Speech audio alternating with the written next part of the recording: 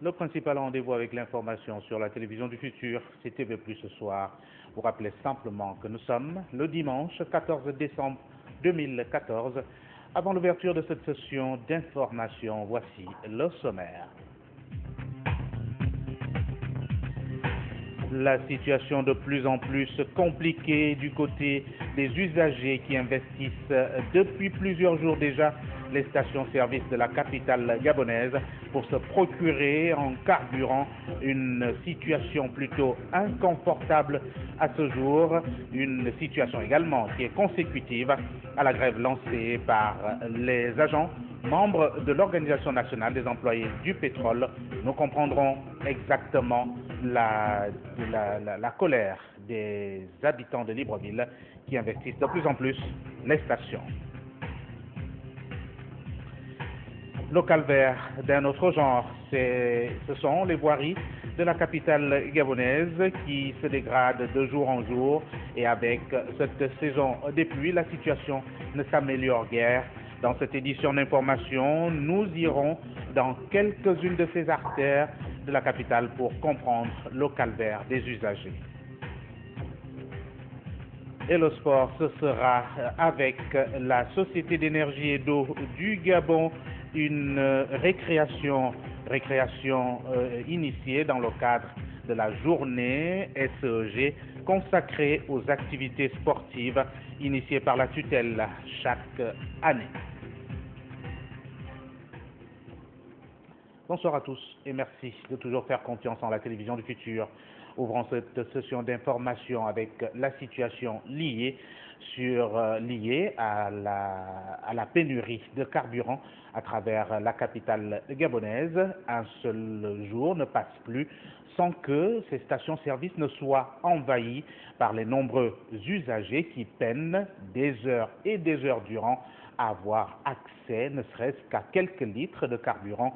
C'est une situation née de la grève lancée par les employés du secteur pétrole regroupés au sein de l'Organisation nationale des employés du pétrole. Vous allez comprendre dans ce reportage le calvaire et la colère justement des Librevillois. La persistance de la pénurie de carburant est visiblement grave. Il suffit de parcourir les stations-service de la capitale pour le constater. À la station de Likola, en passant par celle de Nomakele, c'est une marée noire. Les chauffeurs de taxi et autres automobilistes ont envahi les stations pour se procurer du carburant. Il faut faire la queue et attendre son tour pour être servi. Certains ont passé des heures d'attente avant de se procurer de l'essence ou du gasoil. Dans certaines essenceries, l'on parle même du manque de gasoil, c'est-à-dire la difficulté à laquelle sont confrontés les conducteurs. Les yeux de ces derniers sont désormais tournés vers les négociations entre l'ONEP et le gouvernement pour que celles-ci aboutissent aux résultats escomptés, c'est-à-dire la satisfaction aux revendications de l'Organisation nationale des employés du pétrole, seule alternative pour voir la grève cesser et par voie de conséquence le retour du carburant dans les stations. Et justement, il faut rappeler que cette pénurie de carburant pénalise des pans entiers de l'économie nationale. Pour combien de temps encore, alors même qu'on sait que les membres de cette organisation sont en conclave avec le gouvernement de la République. Mais à ce qu'il semble, malgré les interpellations, sinon les assurances du chef du gouvernement, l'horizon ne semble pas s'éclaircir. Nous allons voir tout cela dans cette analyse. Le professeur Daniel Onaondo, plus rassurant que jamais et comme à son habitude, s'est prononcé sur la crise dans le secteur pétrole avec la pénurie des produits pétroliers consécutive à la grève lancée il y a quelques semaines par les membres de l'Organisation nationale des employés du pétrole.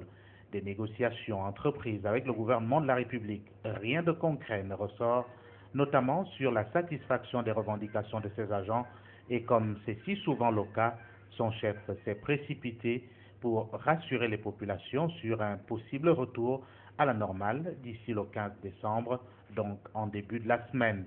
Une sortie du Premier ministre qui n'avait pas grand-chose de convaincant. L'opinion aurait sans doute aimé savoir à quel niveau se situaient les revendications de ses compatriotes et comment sortir de cette crise. Rien de tout cela n'a filtré de cette montée au créneau de Daniel Onaondo qui s'est plus borné à laver la face à l'incapacité du gouvernement à satisfaire les revendications des agents. À y regarder de près, le calvaire s'amplifie, les Librevillois passent des nuits dehors, pour de bonnes raisons bien sûr. La quête de quelques litres de carburant, c'est plus fort que tout. On annonce même des pratiques comme en pareille occasion pour être servi en premier.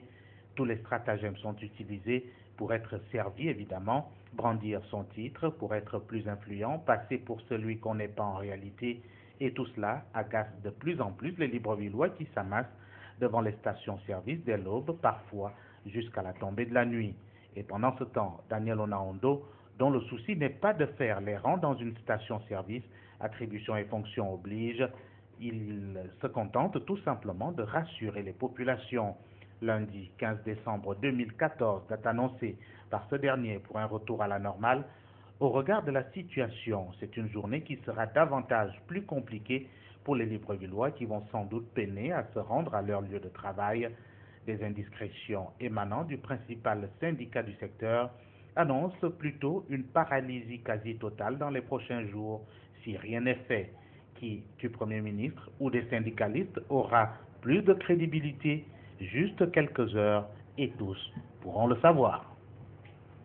Une situation bien plus compliquée s'annonce pour l'ensemble des Librevillois, à moins que le gouvernement de la République décide tout simplement d'appliquer, sinon d'apporter des réponses aux revendications des employés du secteur pétrole. Parlons des questions liées aux voiries de la capitale gabonaise avec la dégradation de plus en plus persistante et également de ces différentes voies à travers la capitale gabonaise. Rendons-nous dans le 4e arrondissement de Libreville, au quartier Akébé, pour constater que cette dégradation est évidente. Francis Obam. L'état de dégradation des routes à Libreville, l'on ne parlera jamais assez. Les nids de poules et autres crevasses dictent leurs lois impossibles pour les véhicules de circuler normalement, à l'exemple de l'axe reliant le feu rouge d'Akébé au carrefour Awinje, qui se dégrade de jour en jour sous les regards indifférents des services compétents. Ici, les automobilistes se plaignent des désagréments causés. C'est pas normal, moi je trouve pas que ça c'est normal. Parce que vu que quand ils commencent un travaux, ils commencent des travaux et ils ne finissent pas, automatiquement c'est pas normal. Nous, ça nous gaspille les véhicules. Quand ils commencent les travaux, ils devaient encore refermer la route pour nous permettre de circuler tranquillement. C'est très dérangeant vraiment. Nous on veut que l'État arrange la route, c'est bon, ça c'est bon pour nous. Si la route est bonne, nous on est tranquille. On est tranquille de circuler. Il n'y a pas de problème d'amortisseur, de quoi. En tout cas, on est tranquille. Si l'État arrange la route, on est tranquille. Ceux-ci expriment un seul souhait, que la route soit rangée. Nous, on veut que l'État nous arrange la route. L'Agence nationale des grands travaux est ainsi interpellée afin que les travaux de réhabilitation débutent sur cette voie. Et à Siban également, le même problème se posait, sauf que maintenant, à ce qu'il semble, les travaux ont démarré. C'est du moins ce qui ressort dans ce reportage signé Fabiola Mengue. Il y a quelques semaines, nos reporters se sont rendus sur les lieux de la route Lycée-Sibon qui était devenue un calvaire pour les usagers de cette route. Depuis quelques jours, les travaux ont repris, mais se font à pas de tortue. Mais l'on se rend compte que ce sont les mêmes matériaux utilisés qui font office de solution de viabilisation. Comment juger de la fiabilité du chantier si les spécialistes sont dans mutisme étonnant? Le ministre des Travaux publics a-t-il un regard sur les différents travaux effectués par les entreprises en charge? Pourquoi n'y a-t-il pas un choix durable sur la qualité des matériaux utilisés pour éviter qu'après quelques mois, les populations reviennent à la case départ? La légèreté avec laquelle les travaux sont exécutés à travers la capitale gabonaise pose évidemment de nombreux problèmes sur le caractère fiable des infrastructures livrées assez souvent après décaissement de plusieurs milliards ou des centaines de millions de francs CFA. Allons ici dans une autre zone pour parler du village dit d'Ekota. Là-bas, ce sont les populations qui ont pris l'initiative d'engager un aménagement au forceps, c'est bien entendu. Fabiola Mengue. Après le passage de nos reporters sur les lieux, se sentant oubliés et rejetés, un compatriote aurait décidé de faire quelques petits travaux d'aménagement de la route du quartier village Bakota. Ayant lancé un appel aux autorités compétentes, ceux-ci ont décidé de faire les sourds. Alors, entre pelles, bottes, ce modeste Gabonais, vu ses souffrances au quotidien, a pris son courage et s'est mis au travail. Quand il pleut, par exemple, vous voyez les marécages qu'il y a. Il faut faire couler cette eau-là. Je suis obligé de faire une tranchée comme j'ai fait tout à l'heure. Hein? Faire passer l'eau. Parce qu'avec la voiture que nous avons, avec les voitures, les roues constamment dans de l'eau, hein, ça prend un coup. 1 mois, 2 mois, vous changez vos freins et ça revient encore pareil. Pareil. Donc je le fais bénévolement comme ça, je n'ai même pas besoin que... Et quand les autres passent, moi je regarde à côté parce que je n'ai pas besoin de sous. Moi-même j'ai ma voiture. Alors je le fais parce que ça me coûte cher les pièces des voitures. J'ai pris une pelle ce matin, j'ai pris ma paire de bottes, mon chapeau, puis je suis allé, j'ai mis en haut, et puis je me suis mis à faire comment on appelle ça, une tranchée pour faire évacuer l'eau. Voilà. Et puis tout l'eau est partie, et puis je suis rentré chez moi. Ce compatriote lance encore une fois de plus une sonnette d'alarme. Qui nous finit cette route, et puis on s'en fout. Nous on ne cherche que ça, la route. Après plusieurs promesses faites, le pays regresse de plus en plus. Chantier inachevé, artères secondaires façon, les populations sont obligées de se prendre elles-mêmes en charge pour leur bien-être. Le salut viendrait également des compatriotes eux-mêmes qui prennent évidemment ce genre d'initiative pour améliorer leur quotidien. Bien entendu, la situation sociopolitique au Gabon qui pose toujours problème et interpelle plus d'un citoyen. Aujourd'hui, le délitement du climat, l'exaspération de toutes les couches de la société, ils sont nombreux déjà à tirer la sonnette d'alarme pour décrire et dénoncer ce qui se passe actuellement au Gabon. Au cours d'une rencontre avec la presse, c'est donc un enseignant de l'université Omar Bongo de Libreville qui est monté au créneau pour, dit-il, parler et pour éviter d'être taxé de complice dans ce silence coupable observé par la majorité des Gabonais. Nous allons l'écouter, il est au micro de nos reporters. Je parle parce que je suis un fils de la démocratie. Et oui, né avant la conférence nationale, certes, mais ma conscience citoyenne est née en 1990, engendrée par l'avènement de la démocratie et du multipartisme. Nous avons appris au moins une chose, que la démocratie permet l'alternance des dirigeants au sommet de l'État et que celui qui dirige est élu à la majorité des suffrages universels exprimés. Or, nous avons déclaré chef de l'État quelqu'un qui n'a pas rempli ce critère. Il n'a pas pu avoir la moitié, au moins la moitié du suffrage universel.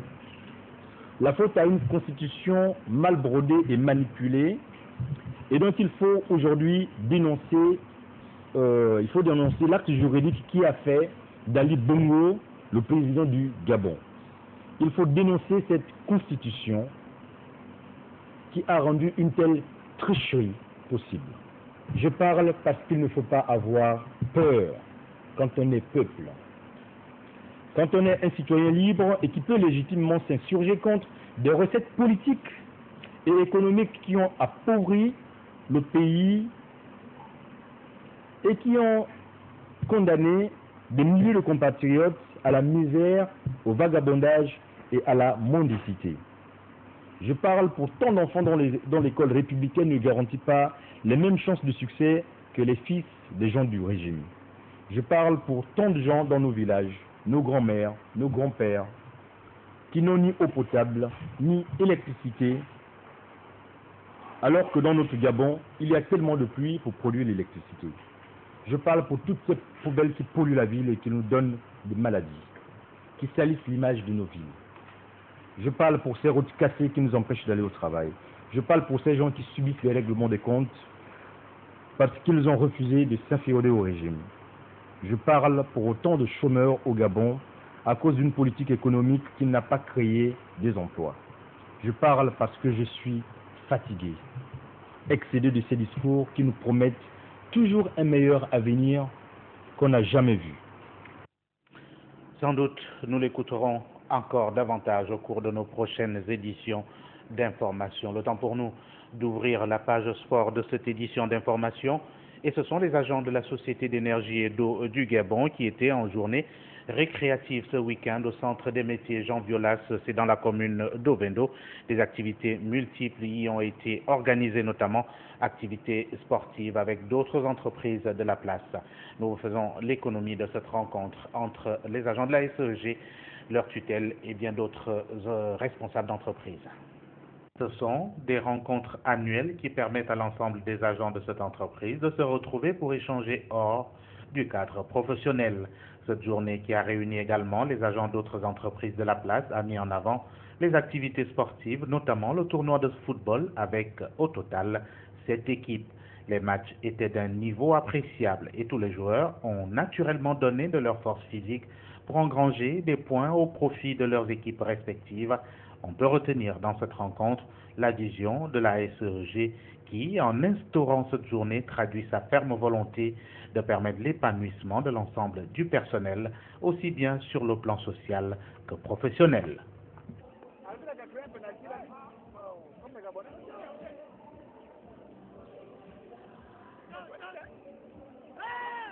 Événement important pour la vie sociale de l'entreprise et l'ensemble du personnel. Avant de poursuivre, je tiens à saluer la mémoire des collaborateurs qui nous ont quittés cette année et qui ont contribué largement à notre entreprise. Cette année 2014 est une année particulière pour la SEG. C'est l'année du lancement de notre plan de performance et de la mobilisation de l'ensemble de notre personnel pour satisfaire mieux les besoins de nos clients, si bien en eau, en électricité, à la fois en quantité et en qualité. Cette année, donc, nous avons lancé pour le service client un nouveau logiciel de traitement que nous avons appelé Singa. Nous avons lancé un nouveau service qui s'appelle Mobile Aidant. Et enfin, tout en fin d'année, le parc branchement social de façon à favoriser l'accès à l'eau et à l'électricité des économiquement faibles dans le pays. Par ailleurs, les premiers efforts sur la quantité se sont portés sur des quantités d'eau supplémentaires, donc à la fois à Libreville, à Port-Gentil, à Lastourville, à Bitam. Aujourd'hui, nous amenons à Libreville plus de 20% d'eau de plus qu'au début de l'année et progressivement, nous pensons que nous pourrons couvrir les demandes de nos clients et pour chacun des agents SEG qui est ici, retrouver la fierté d'apporter ce service public, la fierté d'être SEG. Une journée récréative comme il y en a toujours eu, chaque année d'ailleurs, avec responsables et agents de la SEG. Pour le nouvel exercice, l'entreprise s'est dotée d'un plan, dit plan de performance 2014, qui tient compte de la compétitivité de chacun des agents et de leur rendement souhaité optimal et pour des résultats encore plus probants. Après l'effort physique, la détente et cette fois autour d'une même table, l'occasion a été donnée pour le service d'un déjeuner prévu à cet effet. Le lycée Pauline Djendjen Gondjou qui vient de se doter d'un club pongiste, toute chose qui n'a nullement laissé indifférent l'encadrement technique du club de l'établissement précité. Jean-Nic Ezeman. Responsable administratif et enseignant DPS du lycée Paul Djendjen Gondjou sont plus que déterminés à mettre la main à la pâte pour l'éclosion véritable des pongistes de l'établissement. En d'autres termes, c'est l'amorce d'une dynamique appréciée à sa juste valeur. C'est une bonne chose, parce qu'au sein de l'établissement, nous avons déjà une internationale camerounaise, à la personne de Dantès Mindou. Donc c'est dans ce sens-là qu'on a initié le club de l'établissement pour valoriser ce résultat. Dans les tout prochains jours, un programme d'entraînement sera concocté à cet effet avec l'apport et l'expertise du bureau fédéral. Avec l'apport de la fédération islamique, nous allons faire un programme d'entraînement afin d'initier surtout les tout petits qui s'intéressaient à partir de l'État jusqu'à la longue et surtout les champions après les opérations. À l'orée de l'Open de Libreville, couplé à la Coupe du Gabon, ce club qui vient d'être porté sous les fonds baptismaux préfigure désormais de l'entrain qui sera observé pendant les compétitions précitées. Et puisqu'il s'agit du tennis, on parle de l'Open de Libreville qui aura lieu sous peu. Nos reporters ont eu la réaction de la présidente de la Fédération gabonaise de tennis. Joël Franco. Effectivement, cet événement aura lieu plus précisément le samedi 20 au Britannique, là où nous nous situons actuellement. En fait, ce sont des entraîneurs. Ils se sont préparés avec les enfants, ils ont mis les enfants en jambes. Et je vous rassure que tout va se passer dans de bonnes conditions. À partir de quelle heure samedi? Normalement, la mise en place est prévue pour 7 heures. 7 heures. 9 heures, l'arrivée de l'ambassadeur et les autres invités. L'Open, c'est uniquement pour les Suèdes. Par contre, le même mois, les événements vont se suivre. La Coupe du Gabon, ça va aussi se passer dans l'enceinte là où nous nous situons. Et là, ça va commencer l'arrivée des délégations. Non, l'arrivée des délégations pour le 28. Oui. Ouais. Et ça va se tenir du 29 au 30. Le retour le 31, compte tenu du fait que c'est le nouvel an. Oui. Et les familles voudront bien se réjouir ensemble avec leurs enfants. Le jardin du football gabonais, c'est un projet présenté récemment au cours d'une conférence de presse par l'ancien international de football gabonais, Parfait Ndong, en présence de nos reporters. Voici la déclinaison de ce projet. Cet échange avec la presse sportive nationale et internationale a permis à l'ancien international de football gabonais, Juste Parfait Ndong, d'annoncer la matérialisation de son projet Jardin Football Gabon, projet porteur qui vise ici à initier plus de 200 jeunes garçons à la pratique du football. Alors nous, on a créé un truc qui est très simple, c'est une occupation des enfants. Mais dans cette occupation des enfants, il y a de la compétition, il y a des exigences qui sont dedans. Et là, on a commencé des sélections, ça fait, on va au 3e mois. Le but, ça tombe bien, on a notre frère qui est là hier, j'étais voir à la Ligue. Le but est d'avoir toutes les catégories. Alors aussi en collaboration avec eux, la Ligue, la LINAV, la Fédération, les trois, tant les trois où on ne peut rien faire, on travaille en collaboration. On veut inscrire toutes les catégories. Quand tu fais de la formation, tu ne peux pas sauter une catégorie. Si tu sautes une catégorie, tu te plantes à la longue. Alors moi, j'ai fait le tour un peu de l'Afrique. J'ai été au Mali, en Côte d'Ivoire, où j'ai des copains, des anciens copains avec qui j'ai joué. Je me suis rendu compte qu'avec tout ce que nous, on a comme moyens, on peut peut-être faire mieux. Après maintenant, bon, ben, au Gabon, aujourd'hui en général, par rapport à nos mentalités aussi, on est très égoïste. Donc, il serait difficile de faire ce qu'il fait au Cameroun, ou en Côte d'Ivoire, ou au Mali, où ils sont plus... Alors, on a commencé avec la première équipe qu'on veut faire participer en troisième division, où là, on recrute des garçons, entre guillemets, je dis, perdus du football, qui va nous servir de référence pour les tout petits. Donc, on commence à 6 ans. En dessous, tu peux pas. C'est déjà pas possible au monde. On commence au football à 6 ans. Donc, nous, on a pris de 6 ans jusqu'à 15 ans. Un projet porteur, certes, pour le football gabonais, bien sûr, mais qui se heurte malheureusement à plusieurs difficultés. Et on a commencé la détection. Finalement, on a finalisé les équipes.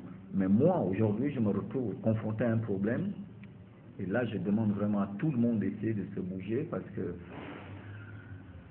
premier problème d'abord, c'est les infrastructures. On en a point. Et le peu qu'on a, ils ne sont pas gratuits. Donc, ce qui exige automatiquement des finances. On est ici au terrain de Zangayon où on nous fait encore une bonne petite faveur de nous arranger certaines conditions. Mais il y a certaines personnes, des terrains où c'est quasiment pour nous inaccessible. Donc, il y a ces parties-là. Alors, les entraînements vont se dérouler jusqu'à présent comme ils sont déroulés ici. Pour le moment, on a sélectionné 200 gamins. Donc, de 6 ans à 9 ans, les catégories ne sont pas, les effectifs ne sont pas figés. Parce qu'à 6 ans, 9 ans, tu ne sais pas si tu seras un joueur de foot. Donc tu ne peux pas faire des effectifs et les boucler. Alors maintenant, de 10 ans à 15 ans, là on a quand même un certain nombre de groupes que les entraîneurs vont travailler avec. Et de nouveau, on est encore à la recherche aussi des entraîneurs. Il nous en faut normalement 16 entraîneurs. En ce moment, on n'en a que 9. Donc, et le responsable des entraîneurs, je suis allé chercher M. Dacosta, qui a été un peu oublié du football gabonais, avec pas mal d'entraîneurs diplômés. C'est l'exigence. Même si on vient pour faire du bénévolat, quand même, on a besoin d'avoir des gens qualifiés pour s'occuper des enfants. Voilà un projet intéressant, important et surtout porteur pour notre jeunesse. Il revient donc ici et aux uns et aux autres d'apporter leur soutien pour sa survie et sa matérialisation. Et c'est le club Iguero Handball qui était en assemblée générale. Évidemment, une rencontre qui vise en principe à décliner les projets d'avenir. Retrouvons Joël Franck-Nkulu. Le général a permis aux différents membres fondateurs du directoire général et des joueuses présents de débattre autour des statuts de leur jeune club Iguero Handball, un club qui veut s'inscrire dans le temps et bien sûr la durée. J'œuvre pour la formation des jeunes filles. Donc mon club est uniquement féminin. Vous savez que le sport, pour la jeune fille, je canalise les sens, déjà pour la santé, et éviter que nos jeunes filles se perdent dans divers loisirs. Donc Iguero préconise d'emmener les enfants un peu plus loin. Déjà, pour pouvoir, si vous voulez, la relève. Il faut bien commencer tout petit, et j'abonde dans le sens de la présidente de la Fédération gabonaise de handball, Nicolas Télé, qui a fait de son cheval de bataille la formation. Pour atteindre ces différents objectifs, la fondatrice entend doter Iguero Handball des bases solides capables de donner une vision réelle, palpable et concrète aux jeunes adhérentes. Le titre de cette réunion, c'est l'Assemblée générale constitutive, parce que Iguero est un jeune club. Nous avons fait une expérience de 2 ans déjà au niveau de la formation, et nous avons aujourd'hui l'Assemblée générale constitutive pour pouvoir élaborer les statuts déjà du club et pouvoir bénéficier d'un statut juridique pour pouvoir être affilié à la Ligue de handball de l'Estuaire. Vivement donc que le club Iguero Handball puisse émerger, franchir des paliers, atteindre ses objectifs pour le bien de ses joueuses, mais aussi du handball gabonais. Handball toujours, et il y a eu également ce week-end la présentation du club de la jeunesse athlétique de handball. On revient donc sur cette cérémonie de présentation, toujours en compagnie de Joël Franck-Nkulu. Créé en 2014, la Jeunesse Athlétique Club Handball, en abrégé JAC, se veut être un club ambitieux qui a faim et soif de victoire. Nous avons 2 équipes, l'équipe junior et l'équipe senior, que nous comptons présenter lors des prochaines compétitions sportives au niveau national et si possible international, pourquoi pas. Alors, l'objectif de l'année, par exemple, cette année, nous venons occuper la première place au niveau du championnat